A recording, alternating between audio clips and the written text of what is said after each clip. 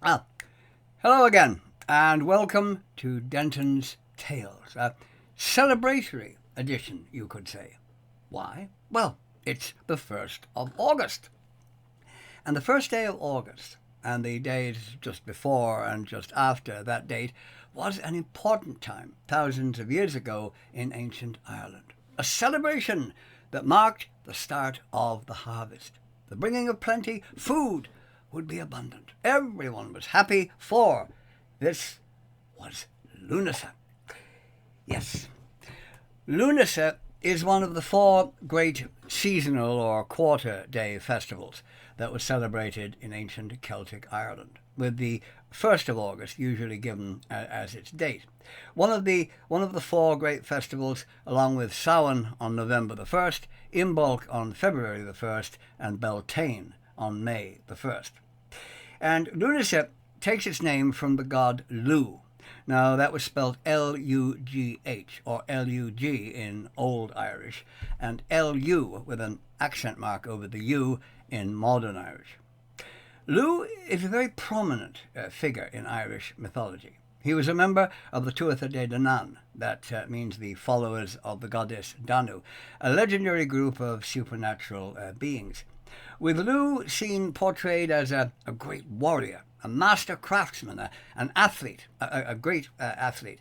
He possessed skills in various forms of the arts, and he has associations with the taking of oaths, with truth and the law, being seen as a god of justice, of craftsmen, trade and harvests, as well as war. And he was also said to have invented horse racing and ball games. Now, that's multitasking at its finest, I'm sure you'll agree. He is the Celtic equivalent of the Roman god Mercury. He was also the father of that great, very famous Irish hero Satanta, better known probably by his later name of Cuchulainn. The old Celtic pagan festival lasted for a month, the 1st of August actually being the midpoint of the festival. But these days it is usually celebrated on the Sunday closest to that date, given its later Christian associations. Most of the old pagan traditions became Christianized later on, with August the 1st seen as the official date. But it could also be celebrated on the 12th, given a little twist of history. Because when the Gregorian calendar system was adopted in Ireland in 1782, there were a few problems. 11 days were causing the problem, and those 11 days, well, they had to be dropped in order to make the calendar correct astronomically, resulting in Lughnasadh being celebrated on either the 1st or the 12th of August. And those 2 days becoming known as the New Lughnasadh and the Old Lughnasadh. Of course, that didn't really make any difference. Either way, they were still the start of the harvest season. Historically, it was observed not just throughout Ireland, but also in Scotland and the Isle of Man, also, of course, Celtic countries. In modern Irish, it is spelled L-U-N-A-S-A, with an accent mark over the U. In Scotland, it is called Lughnasadh, and in the Isle of Man, it's Lughnasadh. In Old English, it was known as Lammas, which has a religious connection, meaning the loaf mass, which I'll come to momentarily. The Celtic festival would have been celebrated with various religious ceremonies, of course, ritualized athletic competitions, because, of course, Lugh was a great athlete, and a lot of feasting. A little excuse, of course, was required in those times to hold a feast. "It's time for a feast, lads. Sure, we haven't had one at all this week. Yeah, slaughter a pig. Bring on the mead." Yes, feasts were big back then. Much trading of all kinds of goods would have been done, and the festival was seen as a very fitting place for matchmaking, and hand fasting ceremonies would have taken place. And sacred wells would have been visited. That would have been the case, of course, with all the great festivals. Well visiting was a very popular thing to do, and it would have been easy enough, since there are today over 3,000 holy wells in Ireland, and probably more in those times. Quite a few have probably been lost. So the chances were pretty good that one would be reasonably close at hand wherever you happen to live. Most of the wells do date from the Celtic pagan times. Later on, of course, they became very Christianized. They were dedicated to saints and so on. And visits to them would have been a feature, as I said, at all the great festivals, with floral and other tributes being left around the wells. They are still often visited even today. Religious ceremonies at Lughnasadh included the sacrifice of an older bull, which would be slaughtered, and it would then be eaten and replaced by a new young bull. There would have been ritual dance plays, in one of which the god Lu would seize the fruits of the harvest for all mankind, and he would defeat the power of the wicked blight and famine at the same time. Oh yes, the evil blight followed, as it always was, by famine. A farmer's greatest worry in those times, of course, and even today on occasions. But Lou had the situation under control, and he flattened it. Good old Lou. There were other dance plays, too, with varying themes. There would have been a ceremonial offering of the first fruit of the harvest, as well as a feast of food and bilberries. Now, those are also probably better known as blueberries. The festival becoming known as Bilberry Sunday in later times, the Sunday, of course, being a Christian addition. And that came from the tradition of gathering bilberries at this time of the year, the idea being that if the bilberries were bountiful, then the crops would be too. Bilberries good, crops good. Makes sense, I suppose. It is also known as Garland Sunday in some places. Now, that was so called because of the garlands of flowers and greenery placed around the sacred holy wells. This day also marked the end of what was known as the hungry season, since there would now be an abundance of new potatoes, of bread, and various berries. Of course, not potatoes in Celtic times, since there weren't any in Europe until Sir Walter Raleigh presented some to Queen Elizabeth I, the Virgin Queen, on returning from Virginia in the 16th century. I mean, everyone knows that little historic fact, right? Yes, they do. But you see, popular knowledge does not always make something correct. Now, I'll digress for a moment. Since the potato has great significance here in Ireland, it became the staple food of the Irish people, and it is, of course, today still very popular. And a blight that caused the potato crop basically to be destroyed during the 19th century resulted in a terrible famine, which really devastated the country. So the spud has quite a place here in Irish history. There is a bit of a problem with the Raleigh potato story. It's not true.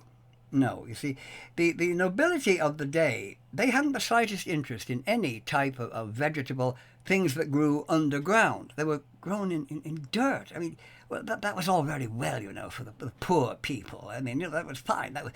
Those things were what the poor people ate. But of course, the aristocracy, the gentry, I mean, you couldn't expect them to eat things that were grown in dirt. I mean, that was positively disgusting.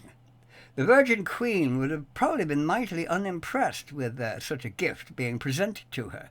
Do you think I am a humble peasant, Sir Walter, that you give me these things grown in dirt? We are not amused. Yes, I don't think she would have been very impressed. Also, potatoes, you see, didn't actually grow in Virginia or anywhere else in North America, which also puts a bit of a damper on the story. Jerusalem artichokes and sweet potatoes, they did, but not the humble spud. It has been suggested that Sir Francis Drake could have brought potatoes home with him, since he had visited South America, where potatoes actually originated, having been given some in 1577 in Colombia. But since he didn't return to England till 1580, unless he had sort of, opened a garden on board the Golden Hind and started growing them on the ship, they wouldn't have made it back to England, and that seems a bit unlikely. They actually don't appear to have reached England until the 1590s, though the Spaniards had them by 1570. Of course, they had a great deal of trade with South America. But even when it arrived, the humble spud did not receive a particularly warm welcome in Europe at first. See, not only was it seen as peasant food, since it grew underground, but it wasn't mentioned in the Bible. No, there is no mention of the spud in the Bible, possibly because it didn't grow in the Middle East, so they'd never heard of it. But because it wasn't mentioned in the Bible, ultra-strict Protestant sects, well, they refused to eat it as unholy and liable to draw down the wrath of the Almighty. Lightning could strike one. Oh, plagues could descend on one if they dared to eat something that wasn't mentioned in the Bible. Oh, yes. But the Roman Catholic Church, they had probably a bit more sense. The Catholic Church, they had to think about it. Now, the potato was nutritious. It was easy to grow. There were benefits to it. So they decided that if the seed potatoes were planted on Good Friday, properly prayed over, and well sprinkled with holy water, then God would spare those consuming them. Well, that makes perfect sense, doesn't it? At least to anyone with one brain cell. To resume our look at Lughnasadh. To later Christians, it was also known as Lammas, meaning the loaf mass, as I mentioned earlier, because newly baked loaves of bread would be placed on the altar in thanksgiving for the harvest, which did make sense. Numerous fairs would have been held. I mean, fairs were very big in those days. Some of them surviving to this day, such as the Old Lammas Fair, held in Ballycastle, County Antrim every year in August, associated with the Harvest Festival. Written records tell us that this has been celebrated in its present form for nearly 400 years, dating back to the 17th century. But its origins date back to Celtic times, given the date and that this would be associated with Lughnasadh and the harvest. Livestock are traded and traditional foods are served, including yellowman. Now, yellowman is quite an interesting thing. It's a local dish up there, which is a sort of honeycombed sticky toffee. It's made with honeycomb, rather obviously I suppose, and a type of edible seaweed called dulce or dillisk. Its botanical name is Palmaria palmata. And it's a well-known food along the Atlantic coast, and it's popular in Iceland as well, and first recorded as being gathered on the island of Iona in Scotland by Christian monks over 1400 years ago. There's a very well-known ballad here in Ireland, The Old Lammas Fair in Ballycastle, written by a local shopkeeper and bog oak carver named John Henry Macaulay back in the 1830s, and that song helped to spread the fame of the fair and attract visitors to this day. Then there's the very famous Puck Fair. Now, the Puck Fair is held each year in early August in the town of Killorglin in County Kerry. Records show it existing in the 16th century, but it is generally thought to have actually originated as a pagan fair at that time of year, again associated with Lughnasadh. Now, during it, a wild goat is brought in and is crowned king, and a local girl is crowned queen. Now, it's rather strange pairing, to be sure, the royal couple having very little in common, one might think. I mean, king goat and queen girl, but who am I to question tradition? Arranged royal marriages were always a bit iffy, to say the least. The Puck Fair has become, of course, a very well-known tourist event with traditional music and dancing, various arts and crafts, and a horse and cattle market, something the Irish, of course, are always very quick to do, and much the same as the Old Lammas Fair. Many of the rituals and events in ancient times would have taken place on hills or on mountains. High places always being seen as somehow connected to the gods, possibly because they were up there, so they were seen as being closer to them. Many ritual and burial sites being located on hilltops, such as the numerous stone cairns on Lughnasadh, the mountain of the witch in the Loch Crew Hills. And the ancient custom of climbing up to hilltops or mountains has survived into our own time in some locations, though now, of course, seen as a Christian pilgrimage rather than a pagan ceremony, and giving the day the name Mountain Sunday. One such is the so-called Reek Sunday, which is held on the last Sunday of July and involves a rather arduous climb up Croagh Patrick, a very Christian event, obviously, the mountain named for one of Ireland's patron saints, St. Patrick, but given its date, probably also descending from the old Celtic pagan hill-climbing rituals at Lughnasadh. In 1962, the well-known folklorist Moira MacNeill published a book called The Festival of Lughnasadh, she having made a very detailed study of both the surviving folklore and customs of Lughnasadh, as well as the medieval accounts of the festival. Describing these customs, she wrote, and I quote, "A solemn cutting of the first of the corn, of which an offering would be made to the deity by bringing it up to a high place and burying it. A meal of the new food, and of bilberries, of which everyone must partake. A sacrifice of a sacred bull, a feast of its flesh, with some ceremony involving its hide and its replacement by a young bull. A ritual dance play, perhaps telling of a struggle for a goddess, and a ritual fight. An installation of a carved stone head on top of a hill, and the triumphing over it by an actor impersonating Lugh. Another play representing the confinement by Lugh of the monster blight or famine. A 3-day celebration presided over by the brilliant young god or his human representative. Finally, a ceremony indicating that the interregnum was over and the chief god in his right place once again." End quote.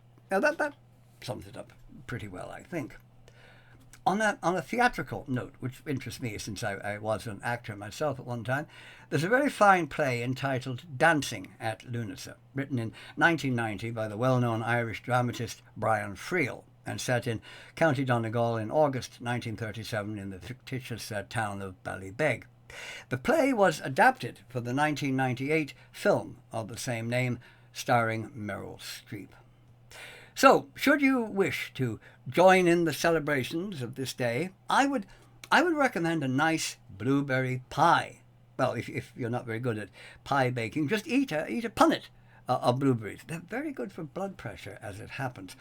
And if you don't live in a country full of sacred holy wells all over the place, well, you can always decorate your home with garlands of flowers and greenery.